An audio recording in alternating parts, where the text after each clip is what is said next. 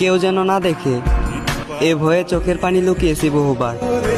কাউকে দেখতে দেয়নি চোখের পানি, কেউ শুনতে পায়নি আমার হৃদয় ভাঙার আত্মচিৎকার।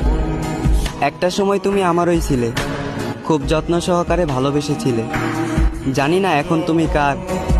শেষবারের মতো হলেও একবার তোমাকে জড়িয়ে ধরতে চাই, সম্ভব হলে জীবিত থেকে, আর নয়তো শেষ নিঃশ্বাস ত্যাগ করার পর ওই পরপার। তুমি নিজেও জানো শেষ ঠিকানা গোরস্থান, মৃত্যুর আগ পর্যন্ত ঠিকানা তোমার শ্বশুর বাড়ি। তবুও তুমি বাবা মার কথা শুনে ভালোবাসার মানুষকে জীবিত পুড়ে মারলে। আজব তুমি শখের নারী।